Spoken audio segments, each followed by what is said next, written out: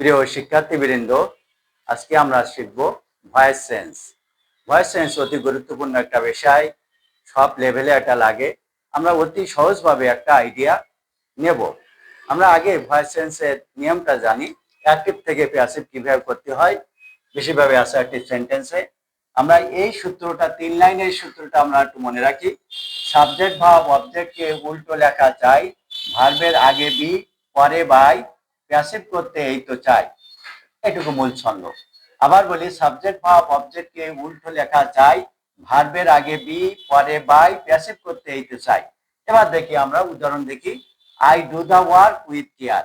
I subject, do verb, the work হলো object. আমরা মনে রাখবো, অবজেক্টের সাথে অনেক সময় অতিরিক্ত অংশ উইথ, বাই, ফর ইত্যাদি প্রেপোজিশনাল ফ্রেজ যুক্ত হতে পারে, কিন্তু ওইটা আমরা অবজেক্টের অন্তর্ভুক্ত কখনো করবো না, করলে ভুল হয়ে যাবে। তাহলে আই সাবজেক্ট, ডু হলো ভার্ব, দ্য ওয়ার্ক হলো অবজেক্ট। এটা লিখলাম সাবজেক্ট, এটা ভার্ব, এটা অবজেক্ট। আমি বলি কি, সাবজেক্ট বা অবজেক্টকে উল্টা লেখা চাই। উল্টা লিখলে কি হয়? অবজেক্ট ভার্ব সাবজেক্ট, অর্থাৎ দ্য ওয়ার্ক, ডু, আই, অনেকটা তাই। কিন্তু নিয়ম অনুযায়ী লিখতে হবে, ভার্বের আগে বি পরে বাই। এই ভার্বটার আগে বি ভার্ব অ্যামিজার আনতে হবে এবং পরে বাই আনতে হবে। এই দুটো অংশ আমরা যদি একটু মনে রাখি, আমাদের ভয়েস চেঞ্জ সহজ হয়ে যাবে। তাহলে আমরা আগে অবজেক্ট নিলাম, দ্য ওয়ার্ক নিয়ে আসলাম, এরপরে ভার্ব আনবো, ভার্বের আগে আমরা বি ভার্ব আনবো। যেহেতু বলছে ভার্বের আগে বি, ভার্বের আগে বি ভার্ব আনতে হবে। তাহলে বি ভার্ব, এটা যেহেতু প্রেজেন্ট টেন্স, আমরা বি ভার্ব আনবো। অ্যাম, ইজ, আর, ওয়াজ, আর, present tense am, is, are যে কোনো একটা হবে। তাহলে এখানে আমরা ইজ দিলাম, দ্য ওয়ার্ক ইজ। এরপরে ভার্বের সবসময় পাস্ট পার্টিসিপল করতে হয় প্যাসিভ ভয়েসে। পাস্ট পার্টিসিপল ইডি দিয়ে হয়, মাঝখানে ভাওয়েল চেঞ্জ করে হতে পারে। এখানে ডান হয়েছে past participle, the work is done. এবার আমরা সাবজেক্ট লিখবো বাই যোগে, তাহলে হবে the work is done by me with care. আমরা বাকি অংশটা এখানে লিখে নিতে পারি। এই যে অংশটা আমরা দেখতে পাচ্ছি, দ্য ওয়ার্ক ইজ ডান, এবার সাবজেক্ট লেখার পূর্বে আমরা বাকি অংশটা লিখে নিলাম উইথ কেয়ার, আর লাস্টে লিখলাম বাই মি। বাই মি আমরা শেষে লিখলাম এরকম ভাবে। হ্যাঁ, তাহলে আবার বলি, I do the work with care, the work is ডান, বাকি অংশ লিখে নিলাম উইথ কেয়ার, শেষে লিখলাম বাই মি।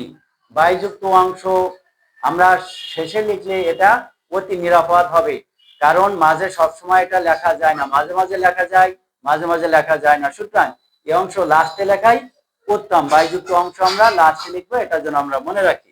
যদিও বিকল্প হয়, এর বিকল্প এমন হতে পারে ওয়ার অথবা, এটা এইভাবে লেখা যায়, the work is done, the work is done, the work is done by me.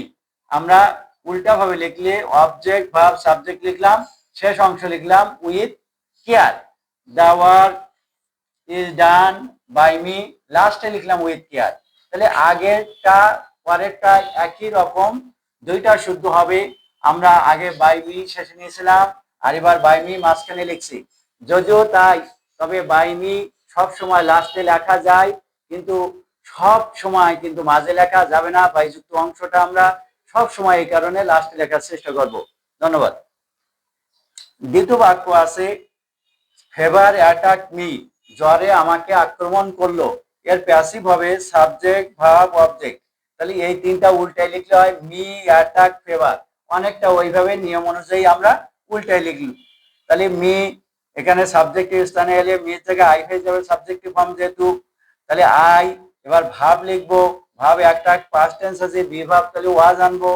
I was, ভার্বের পাস্ট পার্টিসিপল আনবো, attack past participle past tense একই রকম, অ্যাটাক লিখলাম। এরপরে লিখবো সাবজেক্ট ফেভার। তাহলে আমরা লেখার দরকার ছিল বাই ফেভার, বাই ফেভার, কিন্তু আমরা জানি অ্যাটাকের পরে উইথ বসে, বাই কখনো বসে না। সুতরাং আমরা এখানে বাই লিখতে পারবো না, উইথ ফেভার। এই জন্য যদি বলা হয় প্যাসিভ ভয়েসে সবসময় বাই আসে, কথাটা সত্য না। প্যাসিভ ভয়েসে একটা অ্যাপ্রোপ্রিয়েট প্রেডিকশন আসে, বাই আসে, উইথ আসে, অ্যাট আসে, অন্য যে কোনো অ্যাপ্রোপ্রিয়েট প্রেডিকশন হতে পারে। তাহলে বুঝি, I was attack by fever হবে না, উইথ ফেভার। অ্যাটাকের পরে উইথ অ্যাপ্রোপ্রিয়েট প্রেডিকশন। সুতরাং আমরা যেন ভুল না করি, সবসময় বাই আনলে কিন্তু সেটা ভুল হতে পারে। 3 নাম্বার উদাহরণ, অ্যাক্টিভ ভয়েস, আই নো ইট, আমি এটা জানি, সাবজেক্ট ভার্ব অবজেক্ট। এটা উল্টা লিখলে হয় ইট নো আই। নিয়ম অনুযায়ী উল্টা দিকে আসতে হবে, অবজেক্ট ভার্ব সাবজেক্ট। তাহলে সাজালে হয় ইট, ভার্বের আগে বি আনবো, ইজ, নো এর পাস্ট পার্টিসিপাল নন, এরপরে লাস্টে বাই মি হবে না টু মি হবে? অবশ্যই টু মি হবে, কারণ ননের পরে বাই না বসে টু বসে। কাজে আমরা এর উত্তরটা সঠিক লিখতে পারি, it is known to me, it is known to me. By me এখানে হবে না, ননের পরে টু বসে। এবং সারপ্রাইজ যদি থাকে উইথ হতে পারে, অ্যাস্টনিশড এর পরে উইথ হয়, অ্যাফেক্টেড এর পরে উইথ হয়, শিজড এর পরে উইথ হয়, ননের পরে টু হয়। কাজে এরকম অ্যাপ্রোপ্রিয়েট প্রিপোজিশন বসবে। আমরা শুধুমাত্র বাই যেন না বসাই, এইটুকু আজকে খুব গুরুত্বের সাথে যেন আমরা নাই যে প্যাসিভ ভয়েস মানে বাই না। প্যাসিভ ভয়েসে বাই হতে পারে, টু হতে পারে, উইথ হতে পারে, অ্যাটও হতে পারে, সেটা আমরা দেখাচ্ছি। আর বিভাব মানে অ্যামিজ আর ওয়াজ হয়, টেনশন অনুযায়ী আনতে হবে। আর প্যাসিভ মানে পাস্ট পার্টিসিপল, এটার জন্য মনে থাকে। এবং সাবজেক্ট বা অবজেক্ট কে উল্টা লিখবো, অবজেক্ট ভাব সাবজেক্ট। তাই কবির কথাটা আবার বলি, আমার নিজের তৈরি করা একটা সুন্দর গ্রামারের ছন্দ আবার একটু দেখি। সাবজেক্ট ভাব অবজেক্ট কে উল্টা লেখা চাই, ভার্বের আগে বি, পরে বাই, প্যাসিভ করতে হয়, এই তো চাই। হ্যাঁ, আমরা এইটুকুই চাই। ইংরেজি গ্রামার শিখতে হলে আমাদের এইটুকু জানলে অতি সুন্দর সহজবদ্ধ হবে। সবাই ভালো থাকুন, সঙ্গে থাকুন, আবার দেখা হবে। আল্লাহ হাফেজ।